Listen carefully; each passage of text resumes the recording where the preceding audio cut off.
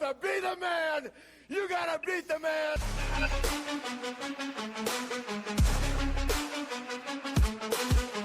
Shadows sleeping in the dead of night. I light the match, they feel my fight. Street lights flicker like a war zone flare. They see me rise, they won't dare. Some man cracks under my stride. Whispers chase me, they collide. Gun rings heavy like gold chains. Every sorrow that screams my name. Be legendary, feel the fire in your chest. No second guessing, this is your test. Be legendary, break the cage and run. That is right. Welcome to another episode of the Hoosier Legends Weekly Podcast. I am Justin Spears, joined by our co-host, Mr. Mike Walden. Mike, what is going on this fine Wednesday evening?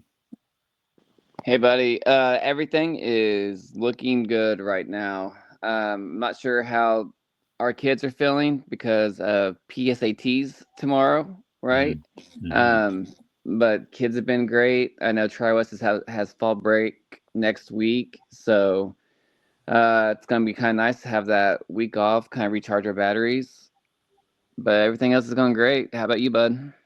Good. Yeah, absolutely. Doing well. You know, we got that first 9 weeks under our belt, and that always feels good to have that done. And so I'm with you. I think the PSAT and then getting ready to head into fall break, the kids are hopefully just kind of getting by to be ready for that. But we got a lot of stuff on the horizon here.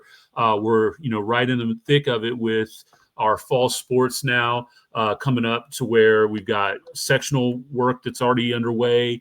We've talked about that with tennis and now with soccer going, volleyball is on the horizon, football's coming down the home stretch. It's kind of that, the weather's changing a little bit now, started to cool down some. So definitely hitting some changes here as the calendar flipped over to October. And I guess kind of on that note, Mike, I thought maybe we could start off, there's some things that we don't have to go through as much now. Most of the conference standings have been kind of decided. We're down to just a few contests, mostly between soccer and volleyball, a little bit of cross country news tonight we're going to talk about. But, I kind of maybe wanted to, talk with you a little bit about, now that we're 8 episodes into this, we've had a pretty good, cross-reference of competition within the schools of the Hoosier Legends Conference. What are your thoughts so far? What have you seen? What have you liked? What questions do you kind of still have? What's going on? What are you feeling about the Hoosier Legends Conference up to this point? Well, the only thing I can really compare it to is, our own experience, right? I graduated from Tri-West a real long time ago, before cell phones. But, back then we were in the West Central Conference and we played against Owen Valley and Edgewood, South Putt. I don't know if South Putt was in the conference, but I know, we played them all the time. And I know when we went, I was on part of that team that our school history where we went from the West Central Conference to the Sagamore Conference. And that was a huge step up in almost all of our sports, and I remember there being some conversations from the other schools saying that we were prima donnas because us and Danville both left. And especially in football, it was always Danville and Tri-West really that was winning the conference. So I know there was a little hurt feelings back then, but then when we stepped into the Sagamore, it was eye-opening, the different kinds of football, the talent that was all there. And then you kind of saw for the next 20, 25 years, Tri-West and Danville really rise to the top there. But then you still had teams like Western Boone who might lose to,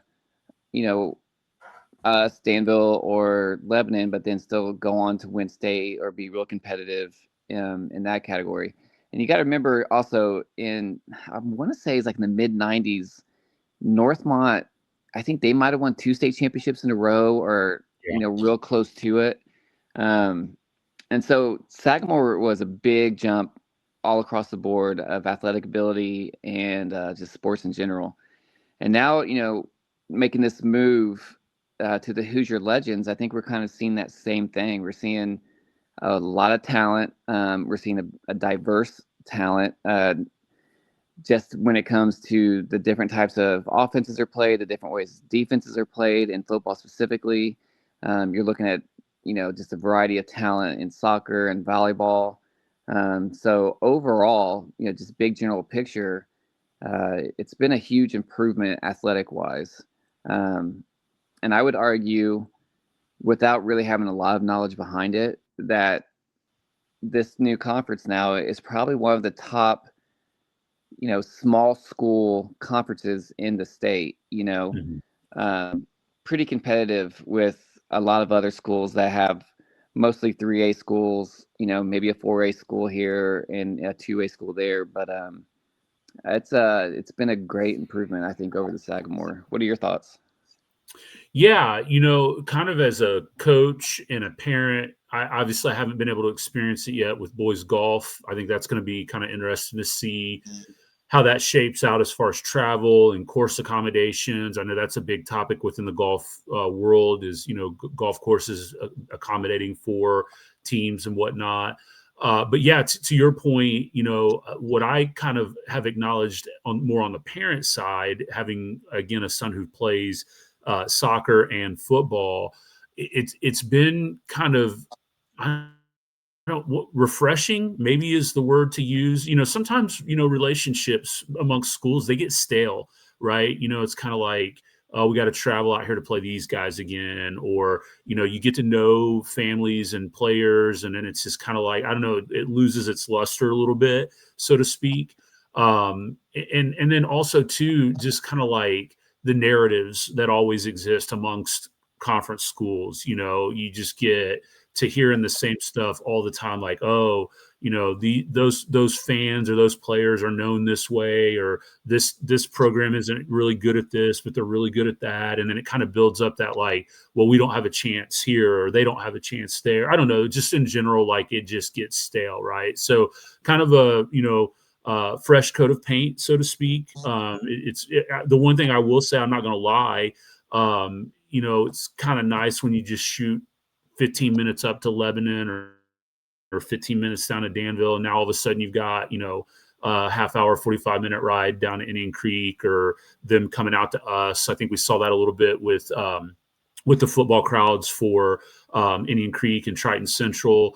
But again, maybe that will change as time goes on and people get more acclimated to stuff. But yeah, I think all in all, I'm with you. I think it's been a really net positive. One thing that I think I've had some conversations with some people about, when you look at the way that the demographics, I know we addressed this all the way back in episode 1 when we talked about the foundations of this conference, was, that when you look at the demographic growth of the, metropolitan statistical area of Indianapolis, it's kind of, not real even, right? I mean, you see it on the north side, right, all going up more towards like the Interstate 69, Hamilton County area. You see it on the south into Johnson County, but then like Morgan and Shelby County don't see that growth as much yet. Much like, again, on the west side and the east side, you see it more snug up a little bit. Like if you look at Hendricks County, right? I mean, a big chunk of the population is in the eastern part of the county still. Now, will it work its way out eventually? Probably.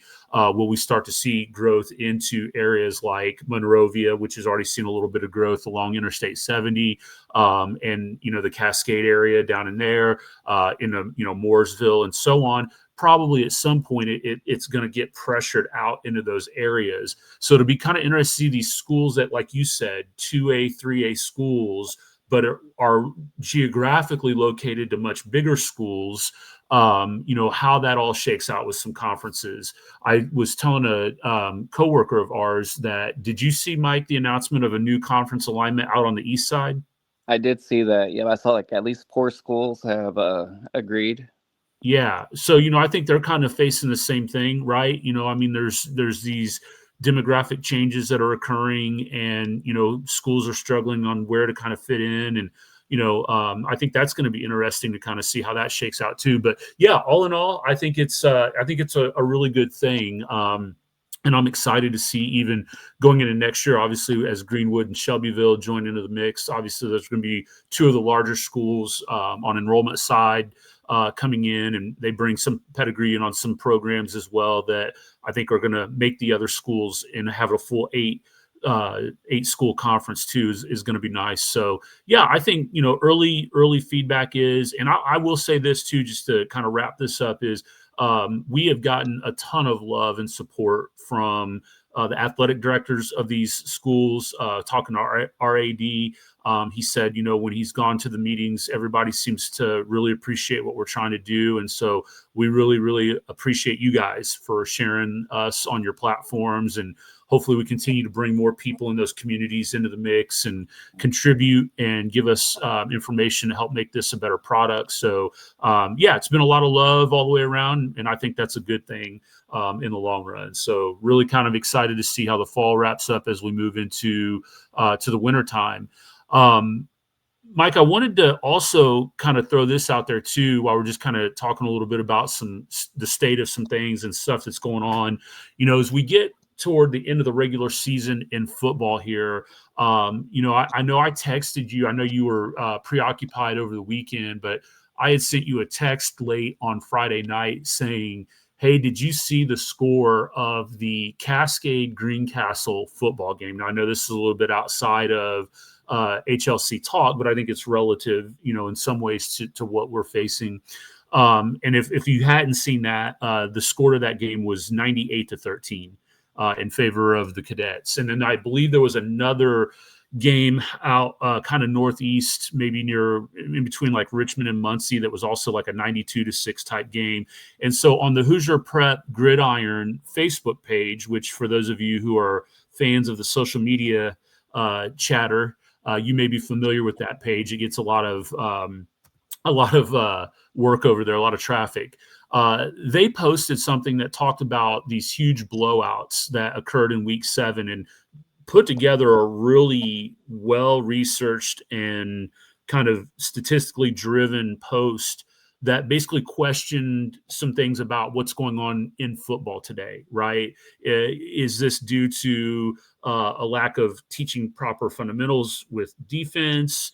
How are we, going about teaching tackling? There's been the big push to the heads-up tackling. Is that affecting things? Are we going, less full pads? Is that doing it? What is actually leading to these big blowouts here? And then ultimately, where does that leave us in the state of the game, right? So I kind of wanted to throw that out there, Mike. What are your thoughts on that? I mean, I know you're a big football guy, right? So it's kind of in your wheelhouse. What are your thoughts on that? I think it's just showing. I think it shows that there is a lot of talent in some places, and not so much in other places. Mm-hmm. And as you looked at that article and seen those blowouts, there's really not a lot of larger schools on that list. Every once in a while you'll get. Especially like last year, and it's a little bit different than what you were talking about. Like North Central was kind of a punching bag for a while there. And there's schools who are going to struggle in football. But then, like that Greencastle game, you had a coach on one side who refused to punt the ball, right? Mm-hmm. And he, no matter what, he's on their own 20-yard line and he's not punting the ball, which gives Cascade really good field position. Mm-hmm. And so just to go into that game, because I think, when you say someone scores 98 points, everyone's going to be appalled or whatever. Mm-hmm. But from everything I've heard, Cascade put in their JV in the second quarter. And by the time like their second, run, they scored a touchdown, and it's, what can you do as a offensive coordinator? Mm-hmm. I think you said at halftime it was like 77-6 or something, Mm-hmm. and then in the third quarter it was all freshmen, and they scored like the second time they ran the ball, and then by the time there was 8 minutes left in the fourth quarter, Cascade was kneeing the ball, Mm-hmm. and that's a running clock, and they're still scoring that much. Mm-hmm. So it's, sometimes, it's the coaches. Sometimes it's really just a lack of talent. I know when we played when we played Crawfordsville, my oldest son was, I think this was their sixth grade team. So, Tri-West is small anyways, but his class was a larger class. So we were able to split all sixth grade team into two different teams. Mm-hmm. And, we did everything we could not to score against, Crawfordsville when we were in sixth grade. Because the score got up to like 56 points. 56-0, I think, was the end of it. But you're talking kickoff returns with kids who have never returned a kick before, and you're just like an interception for a touchdown. Mm-hmm. And sometimes you just get this point explosion and you're not even trying to. Right. So, you have to be at the game. You kind of have to understand the atmosphere of what's actually happening. But, and I think football's also really weird. I mean, Justin, you score 7 times and you have 49 points. Mm-hmm. So, you kind of put that into soccer, it's a 7-0 game. Mm-hmm. I mean, we just add 6 points for a touchdown and 1 point for an extra point. So the scores look really bad. Mm-hmm. But if you compare it to other sports, it's not that bad. It's a 7-0 game or 9-0 game, which is still pretty bad, in soccer, but it happens a lot. It's just when it happens in football, that's just a huge score. So I don't know. I know you mentioned something, or the website did, about poor tackling or what it is, and I think probably there's way less contact in practices than there has been in the past, right? Mm-hmm. You have the worry of concussions, you have heat. And it's all about safety. So, I do think that's part of it. We're not really you're teaching the fundamentals, but then you're not really going over it as much because you don't want as much contact onto the players. Mm-hmm. And especially at small schools, you're looking at only having 40 kids on a team if you're lucky. And so a lot of those kids are playing both ways. So now you really have to limit the contact between the two. And then, I think that's part of it. You can look at the NFL scores. You can look at college football scores. You can see all the defense, all the tackling has gotten, a little bit worse than what it has been. You can't, especially at those levels, they throw so many penalties for using the head, which is a good penalty, right? You don't want kids to get hurt. Mm-hmm. But then, you're teaching them different technique. And I just don't think we're there yet on specific how to make good tackles without getting hurt. And then, I think for a long time, where you can look at Knox High School right now, they have the leading rusher in the nation, mm-hmm. right? That's not because of bad tackling. That's because they have an offense where that kid runs the ball all the time. And, he has 4 lead blockers, and defenses haven't figured out how to stop that kid, right? Mm-hmm.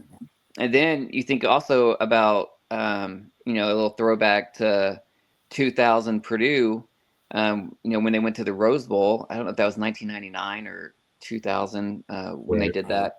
But that was basketball and turf. Coach Tiller brought in a whole new football offense to the Big Ten, who was, I formation, pounded up the middle. We're going to be rough and tough and go up there. And he's like, no, we're going to spread the ball out and throw it. And it took a couple years for all of the Big Ten to kind of understand how to play against them. And now, as you look at the progression of football in general, you're looking at a lot more RPOs, a lot more spread them out, and offenses are just coming up with new ways to, gain yards and score touchdowns. And I think especially at the younger levels, when you're looking at high school, defenses are really hard to react to that. It takes one mismatch, and we saw that against Tri-West, saw that against Indian Creek. Jackson Ramey was a mismatch, and they could just toss that up to him, and he would just tower over the kid and grab it, and get a 40-yard catch on us. Mm-hmm. And so when you're thinking about that, and you're thinking about Cascade in their offense of, it's misdirection, and they are big, and they are strong, and they are super fast. They were an unbelievable team last year, and they were all juniors, and now they're all seniors. Right. It's going to be hard for defenses to be able to catch up to that because they only see that once or twice a season. You know what I mean? Yep. They run a way different offense. So I don't know. I know it's a lot of words for you, and I apologize for kind of rambling and talking on, but I think there's so many different reasons of why there's so many more blowouts now. You just can't say it's tackling or it's just defense. There's just a lot more high IQ coaching, a lot more kids who are getting bigger and stronger because they're doing, they're doing everything all year round, all about getting stronger and faster and playing more football, especially with the advent of 7-on-7 football. Now they got more of that. They got more personal training on just that. So there's so many different things that happen. And lastly, I just saw a video and it talked about Michael Phelps, right? The greatest Olympic champion in, all of history. And a guy was talking to him and said, why do you think you were so good versus everybody else? And, I'm just paraphrasing here, but Michael Phelps basically said, for 7 years, I trained 7 days a week, twice a day. You're talking Christmases. You're talking, I'm tired. You're talking about any holiday, any anniversary, any birthday. 7 straight years of 2-a-day practices, no matter what, doing it, and you saw the results. So I just think when some kids have that mentality of, they're going to live in the weight room, they're going to live, getting faster and stronger, you're going to see that on the football field. So, depending on how serious those kids are versus, one kid I'm gonna say one more thing, and I just, these memories and thoughts just keep hitting me, so I apologize to all the listeners. But there's a kid from Sheridan in the early 2000s. I think Sheridan won 3 state championships in a row, and then got state runner-up against Ritter.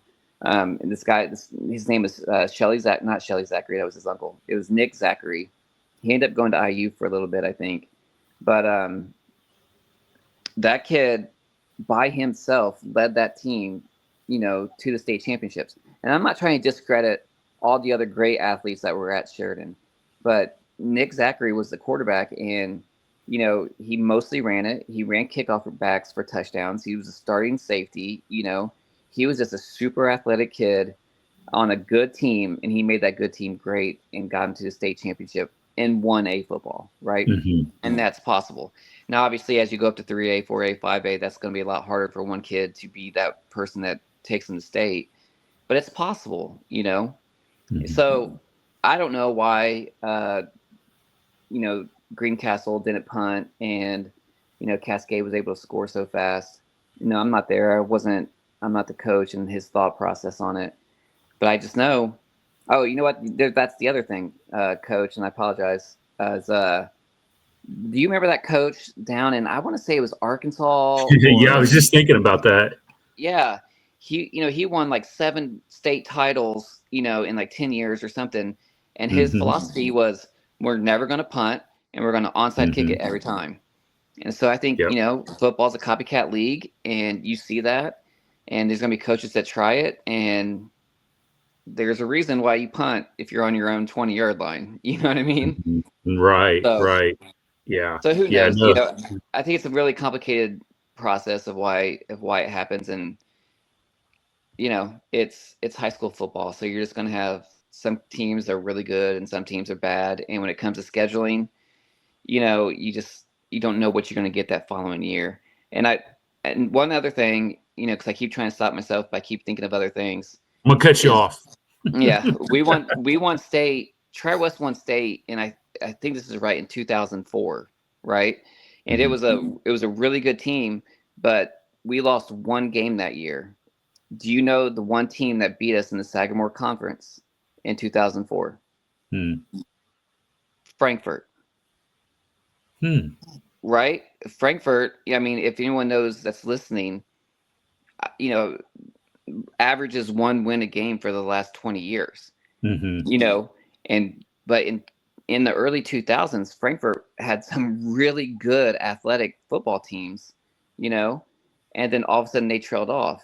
So when you're in a conference, you think they're going to be good. They've been historically good, and then all of a sudden something happens in their town, and those athletes kind of, go to different schools too. So when you have to play a schedule, a conference schedule, sometimes those schools are going to get smaller, or their football programs are going to, get less and less, and that's something that some schools can't help, right? On the east side of the state, East Central, for instance, East Central is a 4A monster, and but the teams that they play, even though it is Batesville and Lawrenceburg, who are really good 3A schools, there's also schools in there that aren't very good, and they just dominate them. Yeah. But Lawrenceburg and Batesville aren't going to drop East Central because they're neighbors, and that's just how their conference is played out. But I don't know when last time East Central didn't win their conference. So Right. Yeah, and I like the two. There were two things in there that I think you mentioned that I think are really important too. I'll just touch on before we move on. Number one, we got to remember, and we get guilty of this too. When we get to talking about this and the forums and discussion boards, everything. These are teenagers, right? I mean, you're talking about having to try to motivate and coach and teach and foster and grow 15, 16, 17-year-old kids. At the end of the day, when you're in a program like what you were just kind of talking about, like a Crawfordsville or a Frankfurt, or I was talking to someone about North Montgomery. They're another kind of like team that had, like you mentioned before, had some prominence and has really trailed off here. I mean, they're only human, right? I mean, I've been on the end of coaching teams that have been, 3-18 on the basketball court. And how do you keep those kids motivated? Showing up, getting your head caved in every game. It's hard, right? I mean, you get 2 or 3 kids that are going to come out and play hard always because that's in their pedigree. But then everybody else is just kind of like, I'm on the team, I'm waiting to get my letter, or I'm waiting to just get through the season or whatever. So there's that. And then I think the other thing you touched upon is really important too, is like you mentioned the differentiation between small school, big school. And I would say that's an observation that I've made is, the small schools, there's just no margin for error. You got injuries at this time of the year. You're already working with low numbers. Like you said, with the Sheridan example, you might have, a stud or two maybe, but like you said, they're playing both ways. We saw that in a couple of games this year. Where it, caught up to some teams and so yeah, I mean, all of that kind of adds up in the equation of what you said is a very complex thing. But, I think the biggest thing that we should probably discuss and talk about moving forward in terms of like these blowouts that are happening and bigger scores is like with those smaller teams, at what point is it counterproductive, right? For, like I know that some schools have gone to doing the 7-on-7 thing, right? And so, or what is it, 8-man football, I should say, not 7-on-7. Isn't there like an 8-man football? Maybe that's like what some of these schools need to like look at doing for a while until they can build numbers up or something. I don't know. I think the biggest thing is we don't want to see people getting hurt. We don't want to see kids lose interest in the game because they know that they've won 2 games in the last 5 years or whatever. It's like, at some point it is detrimental. And I think that's the thing that we've got to kind of like focus on in terms of the long term of these types of things is, do these decisions need to be made and what do they look like, without undoing a bunch of work that's been done, but also giving a good experience to the kids and the fans and families and things like that. So I think that's kind of the thing that I would focus on and talk about with that. So, all right, cool. No, that's good stuff. I kind of like going through that, and those are all important things that relate to the state of the games that these kids are playing and the sports that they're involved in. So let's move on to something on the other side of the spectrum, which is a legendary performance. Mike, I know that we've tried to spread the love and share the love here, on the show, and tried not to show our Tri-West blue and gold colors here. But we felt like there was one this week that kind of stood out. That was a pretty important one, and that comes out of our Tri-West volleyball program. And Caroline Ward, who is a junior, just notched 1,000 kills. Now, Mike, I know you and I have talked about not really knowing a lot about the sport of volleyball. At least I know I'm guilty of that. But I do know that if you've got a 1 followed by 3 zeros on anything that you've done in a sport, you're doing it right. And so I know that's a big accomplishment for Caroline. She's had a fantastic, season and early career so far in high school. Division I recruit to go to SMU. That's a pretty cool accomplishment there for Caroline and the Ward family, which again, those of you who are listening to this familiar with that family, all the athleticism has to come from the mom, right? 100%. I mean, dad is just, I don't know how he ended up even getting a coaching gig that he got. I mean,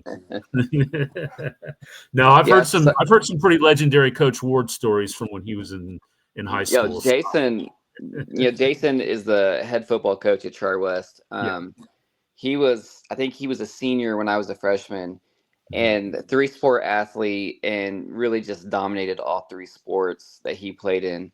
I think he's probably 6'6". He might be what all the kids like to say, 6'7". But he is, he's just a tall guy, and when you look at him, you don't necessarily assume strength, but he is really, really strong, like deceivingly strong. But he was an absolute animal. I think he was like all-state football. I think he was on the North-South game. I know he got recruited to, I think it was Indiana State to play football there for him. For some reason, I think he, and I could be just adding to the lore of Jason Ward, but I think he ended up finishing at Purdue on as a practice team player, and he might have done that one game, and it just became, like I said, like everyone talk about how great he is at his small town. Oh, he's on the practice team at Purdue. It might have been one time. I don't really know, but that's just, he is an incredible athlete. And then his son Wes is Malachi's age. My son who's a freshman in college, and he's playing college basketball. Wes is, and he's 6'8", and it's a really, really strong, really, really athletic family. And Caroline is probably one of the nicest girls in the school too, and I think sometimes as parents, you kind of worry about, if your kid is like that super athlete, are they going to be a nice kid too? Because that's the most important thing. And Caroline is one of the greatest students in the school as well. So I'm really happy for her with her 1,000 kills, and we talked about that, and I know that's a huge number, and I know that's really, really awesome. But I kind of looked it up, and not the 1,000 kills part, but just kind of how Caroline is doing in the state of Indiana specifically. And right now she's ranked 6th in the state in kills. So this year she has 457 kills. The number 1 girl is Chase Lemming from Seeger. She has 508 kills. And we talked about how Caroline is already committed to go to SMU. Chase Lemming, is committed to go to Butler. So she'll be playing Butler volleyball here soon. And I think, I'm just going to say this because, I think we grew up in the time of AAU basketball and remembering these really top kids, being from the state of Indiana, going out and just doing really good things for AAU. Chase Lemming and Caroline Ward are both on the same AAU volleyball team, the Boiler Juniors, So could you imagine both of those girls, that's on the same team? Right. It's pretty cool. And so congratulations, Caroline, 1,000 kills. Still has a couple more games left of her junior year, and then she's just going to add, possible another 400 to 500 on it next year. So it's pretty awesome. Congratulations, Caroline. Yeah, that's awesome. It's well-deserved, and good luck to her as she finishes out the regular season here and moves on in towards sectional play. So that'll move us into our section of the show where we highlight all of the schools' contests for the week, and we're going to throw in some news where we can as well, as we've tried to dig up some stuff that we think is kind of newsworthy and noteworthy. One other thing we want to mention is we normally run through our conference standing update. We're going to bypass that for now because I think pretty much everything's been decided with the exception of football, which is still up in the air. This week, there's a game between Triton Central and Beech Grove that, depending on how that goes down, could have some implications moving into the final week when Tri-West travels to Beech Grove and plays there. So that could still be decided as of this coming Friday. So with that, we'll jump into going through our schools. Mike, do you want me to kick us off with Beech Grove? Yeah, that'd be great. All right. Well, I was surfing on X, Twitter. I know we kind of go back and forth on this show with that. And I always like to do that to try to see what the schools have put out there about what's going on in their community. I love seeing, community events and when ADs and coaches highlight players and when players advocate for themselves. And so with Beech Grove, I know we've talked about this young lady before, Harper Moore. She is a junior for the Lady Hornets, and she has had a great season. I didn't realize this. My first kind of interaction, I think, of noticing her on X was a clip of her playing at Speedway where she stopped a couple of shots in overtime in PKs as a goalie. Well, I didn't realize, I don't think she is a natural goalie. I think they put her in goal to stop those. Like, that's how athletic she is, right? That's like, I mean, for people to kind of understand that, that'd be like saying, like, I'm going to take my center on the basketball court and have them be a perimeter shooter in the game. Or I'm going to take my catcher in baseball and have them pitch when they've never pitched before, and they go out and retire the side 1, 2, 3. I mean, it's that kind of a move to do that. There's skill sets in the cage that you got to have. And Harper, from what I can tell and have seen and read, is an incredible athlete. And as great as she is in soccer, she's even more of a stud on the diamond for the softball team. She's been on the recruiting trail recently, visiting several Division I schools here recently, including Indiana, Kansas, and Louisville. She's doing great things, and I hope and wish her all the best as she makes her decision, I think, to focus on softball. Congrats, Harper, and good luck on your decision. And so that got me looking, and I started thinking, wait a second, let's put 2 and 2 together here. The quarterback for Beech Grove's name is Bishop Moore. And so I reached out to the athletic director down at Beech Grove, and I said, hey, I'm putting some research together here for the show, and I saw some stuff on Harper, and then, I saw some stuff on Bishop, and I saw they follow each other on Instagram, same school, same last name. I assume they're related, but I don't want to make an assumption. And indeed, Bishop is Harper's brother. And he has had a solid season on the gridiron for the Hornets. He's completing 58% of his passes for 1,100, a little over 1,100 yards, 11 TDs and only 2 INTs. And again, much like his sister, Harper, Bishop is even more impressive on the diamond. He is currently ranked as the number 9 ranked pitcher in the state of Indiana for the 2028 class.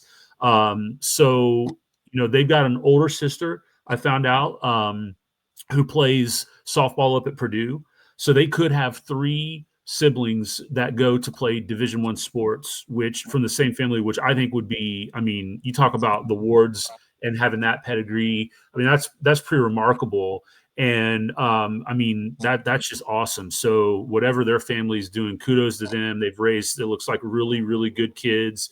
They all put their stats and GPAs and stuff up in their bios. It looks like they're doing things the right way. So best of luck to those guys. I think that's pretty awesome. So we wanted to give a shout out to the Moores down there at Beech Grove. So going into results here, there was a pretty big cross-country meet down at Laverne Gibson course in Terre Haute, which is, I think, where they run state for cross-country. It was the Nike Town Twilight Invitational. We had 4 teams, 4 schools in the Hoosier Legends that participated, including Beech Grove. And I want to give a shout-out to the girls in particular, who had 3 runners placed in the top 30 in their class or group in the girls open blue number 1. That is Aaliyah Bundia, who placed 12th, Abigail Webster 13th, and Lila Muffler 27th. So congratulations to those ladies for running really solid races, times all in the 20-minute mark. So congratulations there. That's pretty awesome. I know that was a huge event, so to place there is really cool. Girls soccer, the Lady Hornets dropped a heartbreaker to the Chargers from North Montgomery last week, 2-1. Junior Harper Moore, as we mentioned earlier, had the lone goal for Beech Grove. But then, if we haven't talked her up enough, then last night the Hornets opened up sectional play, defeating Indian Creek 4-3. And in that match, Miss Moore recorded a hat trick for the Hornets. I mean, just unbelievable stuff. I can't say it enough. As the kids say, I may be glazing a little too much, but I mean, I was thinking the same thing. hey, I mean, that's pretty awesome. I don't care. I mean, that's pretty cool. 100%. Yeah, That's really awesome. Yeah, so they advance on to play Heron out of Indianapolis tomorrow night. So good luck, ladies. Boys soccer for the Hornets. They dropped a tough contest to Phelan Academy 3-2. The Hornets season came to an end in sectionals with a loss to Ritter. They'll look to rebound in 2026 and build on a roster that contained only one senior this season. So good luck to those boys in the offseason. I know soccer has turned into a pretty much year-round with travel and indoor. So, I know those guys are going to go into the lab and start putting in some work there. So I'm looking forward to big things from Beech Grove here with that youth putting together a little bit more chemistry on the field. On the volleyball side, the Hornets had a tough go of it this season. This past week, they participated in the Marion County tournament. And although the score is not reported, it appears they dropped their opening match to Speedway as the Sparkplugs advanced on to play Southport. The Lady Hornets will now face Crispus Attucks tonight, which last check, that game was still in progress, and we do not have a score to report as of yet. So that will do it from the south side. Let's throw it a little bit further south down to Indian Creek. Yeah, so Justin, as I'm looking at our screen, I just wanted to remind you, we're going to put logos up on that corner. Thank you. Yes, I totally spaced that. So here we go. I sent you a text and you ignored me. You're just too focused. I was in the zone on the moors. Sorry. I know, glazing up the moors this whole time. For Indian Creek, we wanted to throw some collegiate news out there for them as well. We wanted to talk about specifically, their cross country team and how great, they've been. They got, I'm just spacing her name, Libby Dowdy, and how great she is. But her sister, Phoebe Dowdy, is a freshman at IU Columbus. And there's a boy named Luke Nybert, also from Indian Creek, who went to IU Columbus for cross country. They were named Student Athletes of the Week. Dowdy finished 6th in the Fiercely Faithful Justin Spoon Invitational in a time of 24 minutes and 15 seconds. So we just want to give a big shout out to Phoebe Dowdy. Grace College junior Braxton Christie, another Indian Creek alumni, placed 26th with scores of 80 and 78 to help the men's golf team there finish 3rd out of 9 teams at the Battle of the Stonehenge. And I really hope that's in Ireland or in England. I'm pretty sure it's not, but it'd be pretty awesome if it was. And then, the greatest NAI team in the country, in my opinion, because Malachi goes there, Indiana Wesleyan's quarterback, Arjun Loth, was 21 of 37 passing for 401 yards and 3 touchdowns for them. Unfortunately, they lost to Marion, who is like the biggest rival that they have. I think Indiana Wesleyan tends to rival Taylor because of how close they are in the long history of sports. But when it comes to football, out of conference, I think Marion is probably getting to be one of their biggest rivals, even though, like I said, Taylor's probably their rival, and Marion and St. Francis. They have, do you remember what their competition is called? They have something because they're both Catholic schools, and it's the Battle of something. I can't remember. But besides those two rivalries, I think, Indiana Wesleyan and Marion are becoming a really, really good team in the same state. So congratulations to Marion. But Indiana Wesleyan had, obviously, their quarterback went off with 401 yards and 3 touchdowns. That's incredible. So nice job. And, Malachi's a quarterback there too. And, ours has just taken him under his wing and has been such a great mentor to Malachi. So, Indian Creek family. I don't know how ours was in high school, but I know in college he has been a really great mentor and a really great leader up at Indiana Wesleyan. So all of Indian Creek should feel proud of ours and what he's doing in life. Moving on to cross country for Indian Creek, as Justin was talking about, they had a lot of members run at that Nike cross country Twilight. Libby Dowdy ended up finishing second place. It says that she was part of the championship team. It said A Girls Championship. I'm not 100% sure what that means and how they place it at this Nike Town Invitational. But she ran a 16:55, which is just lightning quick. It's 5,000 meters, they call it. So, that it's a 5K. It's incredible what these athletes are being able to do now. When we're talking about the other team, or more of the girls cross country team, they had a lot of girls do a lot of good things. Ella Nybert, obviously a sibling of the other Nybert that I just talked about, finished 127th in her division, ran a 19:40. And then a lot of other girls posting really strong times. Maggie Morris was also at 86th place. And some of these girls are finishing in the 300s. So it's a very competitive. A lot of girls running. So congratulations to them. On the boys' side of things, top runner for Indian Creek, Hank Schletzinger, finished 32nd. Noah Greenwood 54th. Isaac Smith 63rd.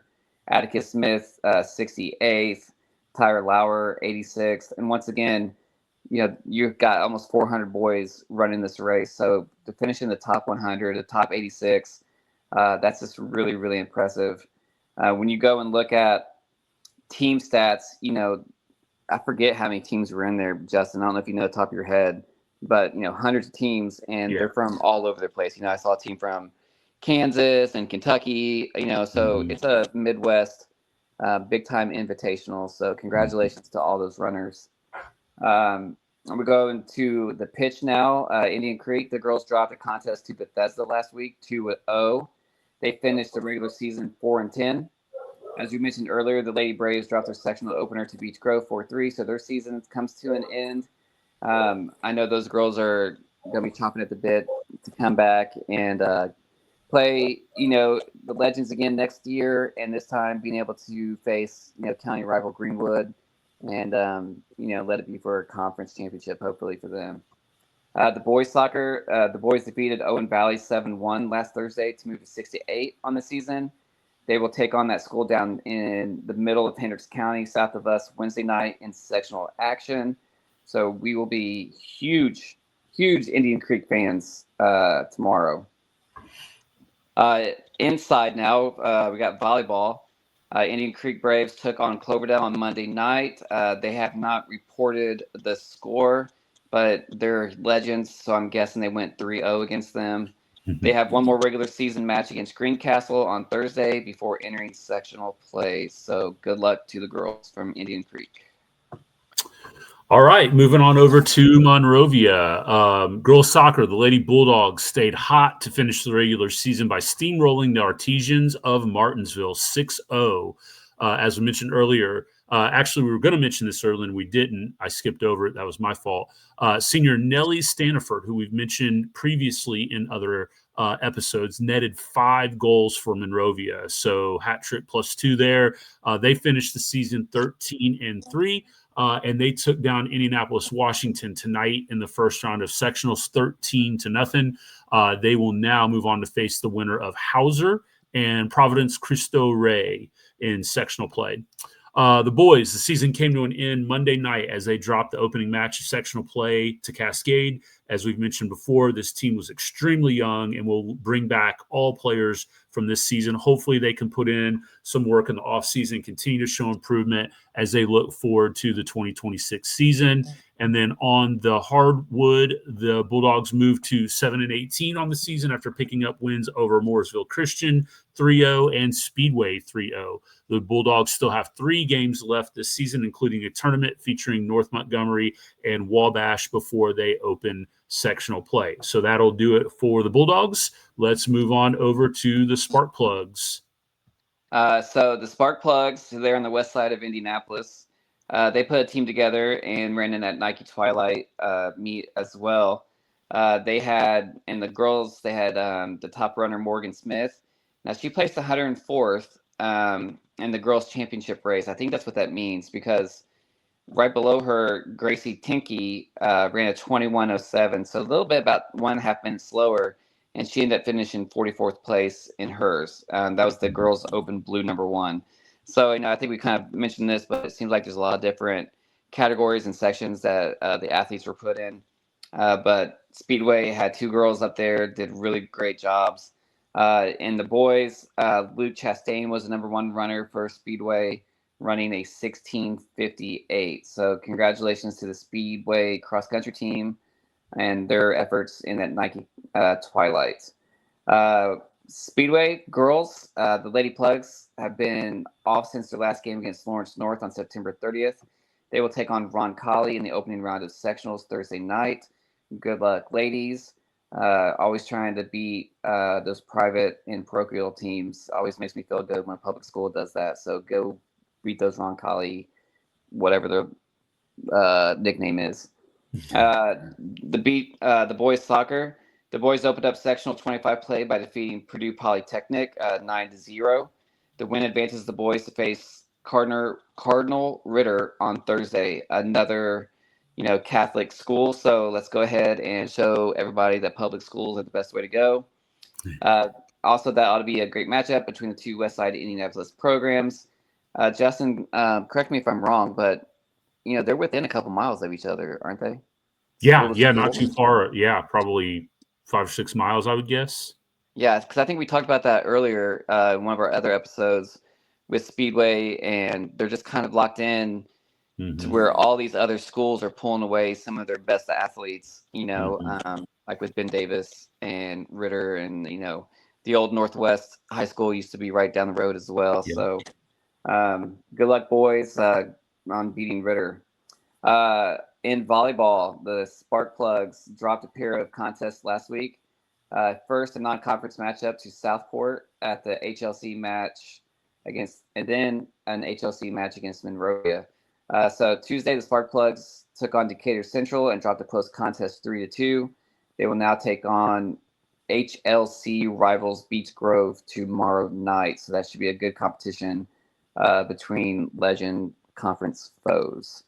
Now moving on to a school that nobody really cares about, Tri-West Bruins. Yeah, absolutely. So they, like a couple of the other schools in the conference, did send a team to the Nike Twilight. And so on the girls' side, all girls competed in the open blue #1. They were led by Kaisi Steffi, who placed 104th. Her sister Caden Steffi placed 138th, followed by Kylie Regalado and Callie Johnson. They rounded all up in the top 200 times, anywhere from about 22 to 24 minutes. So really good competition there amongst the runners for the Tri-West girls. The boys ran 3 in their boys open blue. They were paced by Aiden Brower, who ran an 18:18 and placed 144th. Eric Wethington placed 274th, followed shortly behind by teammate Andrew Wolf, who placed 278th. Both of those boys ran under 20-minute races there. So congratulations to the Bruins who took part in that contest down there. As we take a look at some other information from the Bruins, the girls soccer, the Lady Bruins capped off a successful regular season by defeating Bethesda Christian 7-1 last Friday night. The Bruins got 3 goals from freshman standout Caden Steffi. So not only is she out there running the cross-country course, she's putting the ball in the back of the net consistently for the soccer team. Along with her 3 goals, they got goals from Pickens, Plume, Peters, and Richardson. Sounds like a law firm. They will now await the winner of Crawfordsville and Webo on Thursday for sectional play. The boys soccer team finished up an up-and-down regular season by defeating Bethesda Christian Also on Friday night, 2-1 with a pair of goals from senior Mason Mendenhall. Their season then came to an end in the opening round of sectionals on Monday night with a 3-0 loss to perennial power Park Tudor. Like other HLC programs, the boys will move to the off-season work and continue to build on youth movement in the community. This season, the middle school started a club team that will help contribute to the high school program in the coming years. So I know there's a lot of good movement and momentum there for soccer within the community. So hopefully those boys will continue to sharpen their skills and get better and better. And from the volleyball program, the Bruins dropped a tough 3-1 contest to Westfield last Thursday, as their record now stands at 18-11 on the season. They will finish up their regular season contests against Webo and Center Grove before taking on Garing Catholic in the opening round of sectional play. The last thing I'll mention about that with our girls program, you might hear that 18-11 and go, hey, you've hyped up the girls volleyball team from Tri-West. They play, I would guess, without looking at it, probably one of the toughest schedules, if not in the whole state, certainly in their class. And I can say that their sectional that they're going into is the 4th toughest sectional in the state and the toughest in their class. So, yeah, I mean, they play that tough schedule for a reason, to prepare the girls for the second season, so to speak, of sectional play. So, even though you hear that record of 18-11, lots of great stuff happening there with the Tri-West girls volleyball program. So we'll wrap it up here with Triton Central. Yeah, so just like Shelby or Johnson County, Shelby County does a really good job of having a newspaper that highlights a lot of the alumni that's happening here. And one that we've talked about in the past too is Braden Wilkins from Triton Central. He had 15 rushes for 33 yards and a touchdown. He also had 5 catches for 28 yards. And he actually is the kickoff returner too for 66 yards. That was all done when Franklin beat Muscogee 34-33. So they needed every yard and every touchdown they could have to win that game. So Franklin does host Rose-Hulman in the Heartland College Athletic Conference this Saturday. So if you have nothing else to do, go down to Franklin and support Hoosier Legends Conference, not truly alumni, but now school alumni, Braden, as they play. Also, the Triton Central graduate Brad Schultz, he had 1 tackle for the number 14 ranked Marion in their win against Madonna. And I think there was somebody else. Yeah, Oliver Gerald, who I know we've mentioned before too, who's a golfer at IU Kokomo. He finished tied for 14th on September 30th at the conclusion of the River State Conference Men's Fall Preview event in Daniels, West Virginia. So congratulations to him as well. A lot of legends going into college and doing great things. When we talk about Triton Central on the pitch, girls soccer, the Lady Tigers have been off since September 30th when they defeated University to wrap up their regular season. They will now take on Brown County tomorrow night at 5. So good luck to them on defeating Brown County. The boys soccer, they've been off since September 29th and will now enter sectional play Wednesday night tonight against Greensburg. Do we have a score on that one yet, Coach? I have not seen anything. I'll try to take a peek and see if I can find it. Yeah, the Pirates have had a successful season going into sectionals, being 10-5-1. So this will be a tough task for the Tigers. So good luck to Triton Central. In volleyball, the Tigers took down Eastern Hancock 3-0 on Monday. The Tigers now sit at 16-8 on the season. They have 3 matches left before they rematch the Royals in the opening round of sectionals.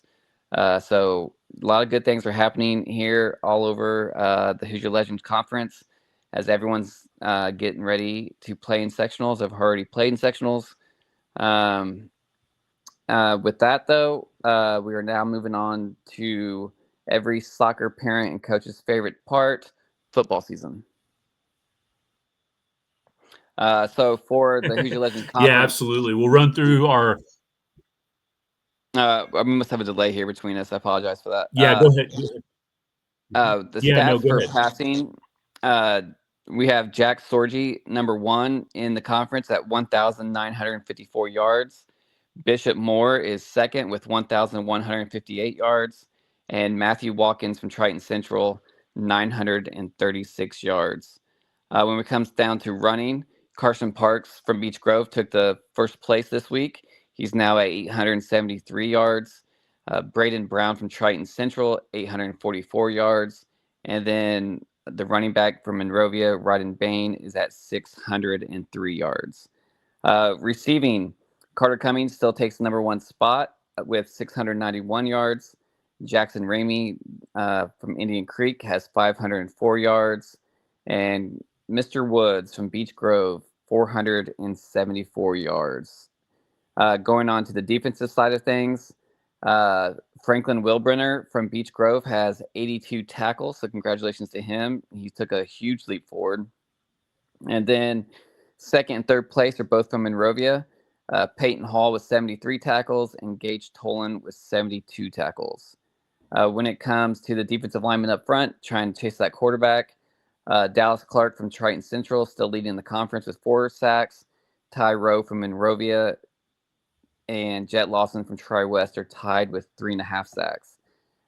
When it comes to the defensive backs, Jack Taylor from Monrovia has 3 interceptions, and there's 6 kids right now deadlocked with 2 interceptions. So we need some of those kids to step up and get some interceptions and separate themselves. Braxton Fleece being the lone one from Tri-West with 2. So my challenge out to you, Braxton, get an interception this week when you face a really, really tough opponent, Bishop Chatard. Yeah, all right. Very good. It's always great to hear those numbers, man. Really good stuff being put up across the board. It's a really great mix, kind of like what you talked about at the outset of the show about the different offensive alignments. You know, there's a real diverse mix of offenses that are being run in the Hoosier Legends, and you see that week in and week out. So it's really awesome to see those numbers being put up by those kids. So let's talk a little bit here about where we are with standings and scenarios here. Triton Central remains atop at 4-0 in conference, 6-1 overall. Tri-West at 3-1, 6-1 overall. That one loss, of course, coming to Triton Central earlier in the year. So the way that this shakes out right now as we stand is Beech Grove plays Triton Central, I believe, at Beech Grove on Friday night. We'll talk about that matchup here in just a moment. If Beech Grove were able to win that matchup, that would force then the matchup in the final week of the season between Tri-West and Beech Grove to determine if there's a split in the conference title to share, or if Triton Central wins Friday night, they win outright and they will be undefeated in the conference there. So Monrovia comes in the middle of the pack at 2-2, followed by Beech Grove and Indian Creek both at 1-2, and then Speedway at 0-4. When we take a real quick peek at what we saw last week, Beech Grove defeated Speedway 46-13. Triton Central eked out a win over Indian Creek. Boy, Indian Creek has just run into some rough luck. We'll talk about that in a little bit. I think I was preparing for the Tri-West Sports Network program, Mike, our script that we do in our pregame. I think I added it up. Indian Creek has lost their last 3 games by a combined total of 13 points. Wow. When you go back, to their loss that they had to the team at Lapel, and then, of course, the loss to Tri-West, and then now this loss to Triton Central. So, tough break there for the Braves, but I know they'll bounce back. And then, of course, last week, Tri-West topped Monrovia 42-6. So that'll take us to our preview of this week's coming games. And the first game that we will start with will be a matchup between 2 6-1 teams, as Indianapolis Chatard will travel out to our neck of the woods to take on the Bruins. Tri-West has their hands full here. Chatard is all that in a bag of chips, as we used to say. They are first in 4A up on the success factor. I went to their website today, and it's just, pedigree written all over it. We know what they're capable of doing. Last week, they defeated Harrison, who, as you said, is a 6A school, pretty handily, 40-24. This one's going to be a tough task for the Bruins. And I'll tell you this right now, I was kind of surprised that Harrell had it as close as he did. He has it projected at 38-24. I think if it's around that, if it's a 2-touchdown defeat for the Bruins, I mean, you hate to say there's a win and a loss. But if you can hang with these guys and even do some really positive things, I think that helps build some momentum and gives you a little bit of confidence. Obviously, I know coaches are never going to want to hear that kind of talk; they just will not tolerate it. But I mean, obviously, we're pundits in this role, so we're going to talk like realistically here.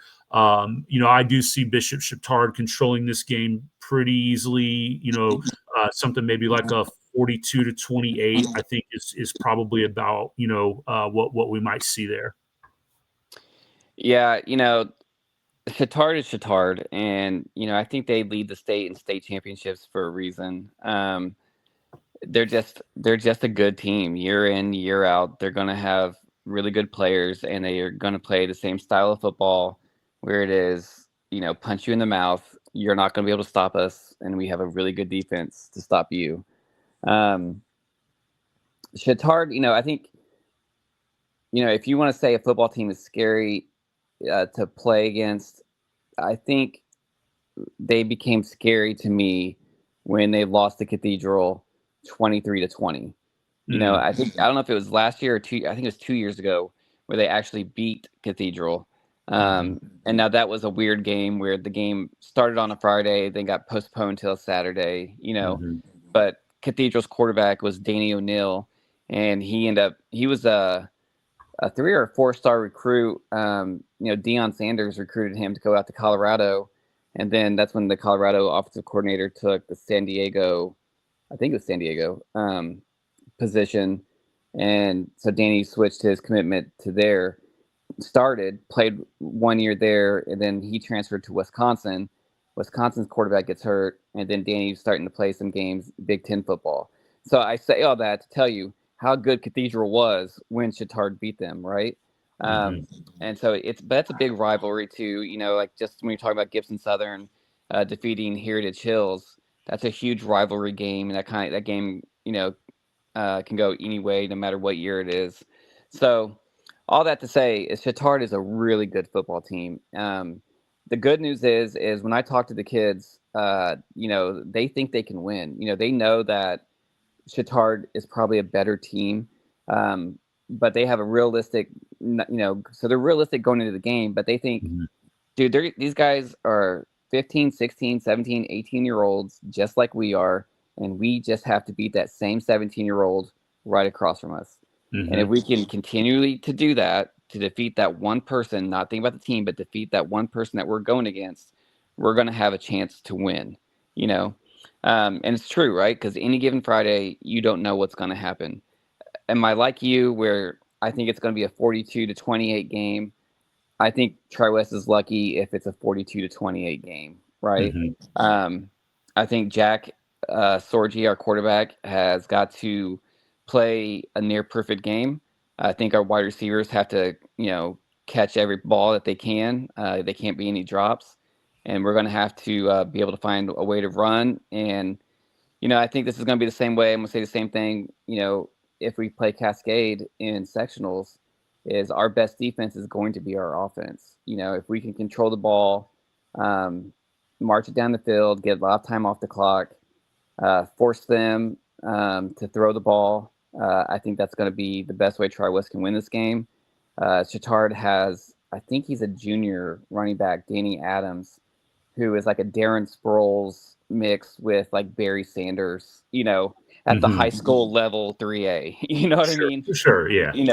He reads the holes quickly. He has great lateral movement, and man, he is just really, really hard to take down. I don't have the information in front of me, but I think he's been a state qualifier in wrestling as well.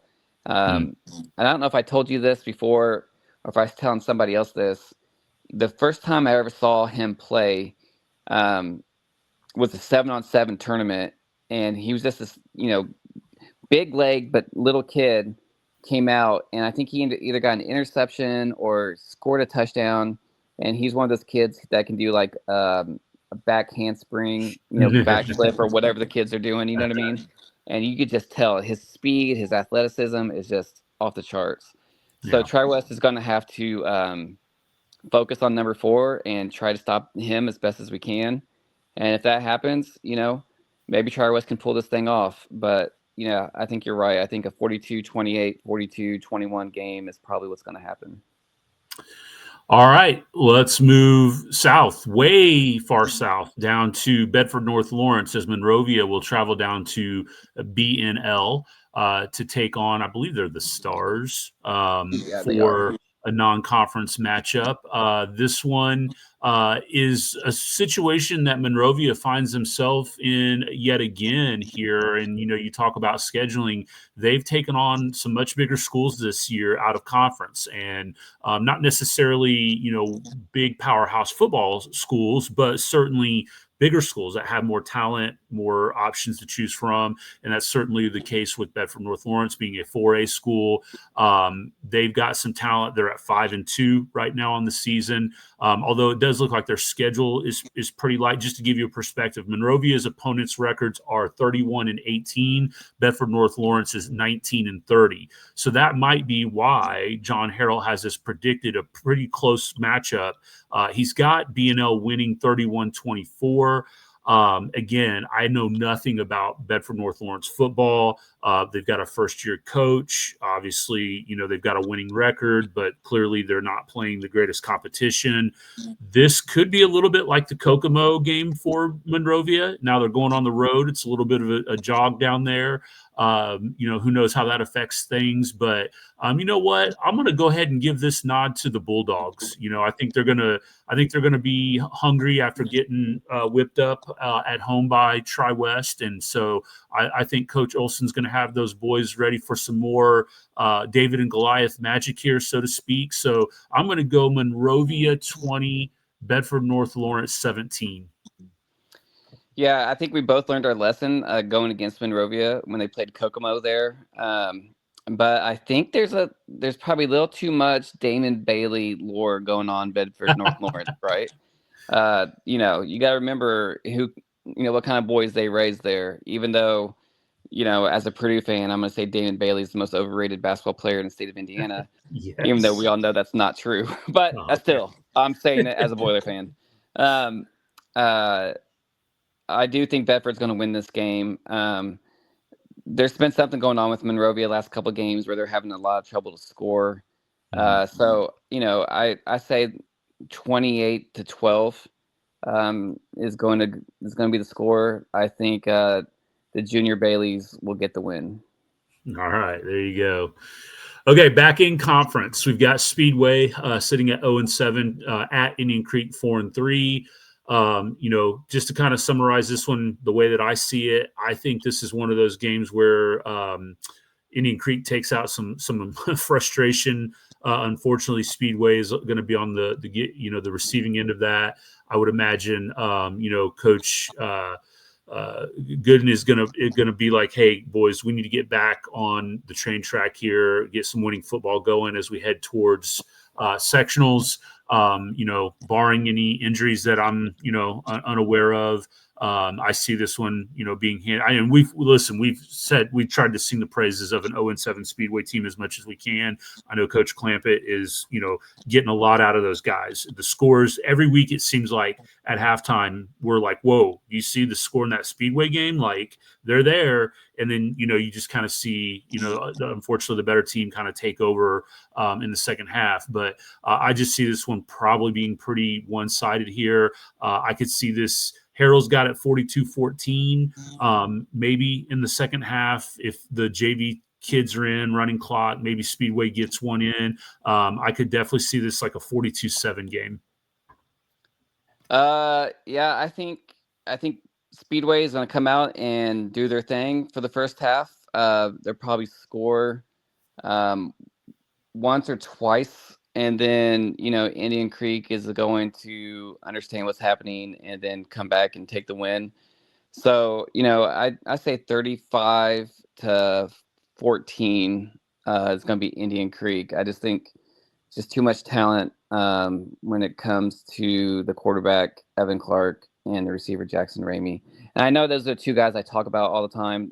I think it's just easy to look at the stats and see who the quarterback is, who the running back is, who the wide receiver is. Indian Creek's loaded. They have a lot of good talent both on the offense and defensive side. So I apologize to all the parents and fans out there that I always just mention those two guys, but they're good, and they show up in the stats. So anyways, Indian Creek will get the win. All right, and then our final matchup preview for the week is a big one. As I mentioned earlier in the conference standings, Triton Central sitting at 6-1 overall and undefeated in the conference, going down to Beech Grove. Beech Grove's getting its groove back. You see what I see? Close. Beech Grove. All right. Beech Grove. I tried. Yeah, they're not all hits here, right? Beech Grove is kind of getting back, to playing their football that they started the season off with. This is going to be an interesting contest, I think. I certainly know that Beech Grove has some athleticism. And if you look at what has given Triton Central any amount of fits, it's been athletic teams, right? We saw that with Tri-West. We have a little bit of athleticism on the field. Obviously Lebanon brings athletes to the field. When you don't just line up across from the other team and, try to ground control, but can spread the ball around and exploit some maybe weaknesses on the field. Maybe I think Beech Grove has a shot at this, a legitimate shot at winning this game. Harrell's got it at Triton Central 24-17. It feels like it's going to be a close contest. I think it's probably one of those that's going to come down toward the fourth quarter, being a tight contest and maybe a turnover or a big play breaks, something kind of tips the scales. And so just for entertainment's sake, just because I want it to be exciting and interesting and everything, I'm going to say Beech Grove 24, Triton Central 20. Nice. I hope you're right, Justin. I just think the Triton Central defense is just going to step up again. It's what they've done to a lot of our good teams. If Beech Grove is playing like they were at the beginning of the season, I do think Beech Grove wins this. So if they get their groove back, I think that's what you said. I do think they can pull off this win. I get it. I'm a Tri-West person. I know more about that than anything else. I know that Tri-West got into the red zone 4 times against Triton Central and did not score a touchdown against them, right? Which means that their defense does bend. And Beech Grove just has to have that ability to break it once or twice, and they'll get the win. That's what I'm hoping on, just for as a Bruin fan, right? To see if we can't get this conference championship. But I think overall, I think Triton Central is the best team, and they do pull off the win. And it's probably going to be another Triton Central Classic 24-21 win, last second field goal. All right. Well, that will do it for an extended show. Thanks for hanging with us here. We wanted to work in, obviously, as much of our regular content as possible, but bring in some other news and noteworthy things that, again, we find this stuff, we want to make sure we give it the proper attention it deserves to highlight these student athletes, highlight these programs that are doing great things all across this conference. And so, as we always say, at some point during the show, please help us out by growing the podcast, likes, shares, comments on social media platforms. Remember, you can catch the show on our YouTube channel, on Spotify. You can email us any content. If there's anything that you would like for us to spotlight, we're happy to do that. Just let us know, because we really do spend a lot of time, contacting, researching, doing everything we can to put the content together that we have for the show each week. So, as always, Mike, before we wrap this up, any last comments? Yeah, we have a rising fan. I think that's what they call it on Facebook. When someone starts to follow your page a little bit more often, making some comments. So I'd like to say a shout out to Kathy Walden, and if that name sounds familiar, it's my mom. So thanks, Mom. I appreciate you listening and making comments. I love you, and thanks for all the listeners out there. We appreciate it. Yeah, absolutely. Again, big shout out and thanks to the ADs and all those who are sharing coaches. I see stuff getting tagged on X a lot with us in it now, so that's always good to know. We can certainly retweet and put that stuff into the show. So, all right, well, that will do it for another episode of the Hoosier Legends Weekly. Thank you so much, and we will see you again next time for another episode. Concrete jungles got impulsive beats. My heart sings, I'm with the city streets. I'm not the hero, I'm the storm they fear. Thunder in my veins, crystal clear. Walls trying to box me, I'm breaking through. But to be the man, you gotta be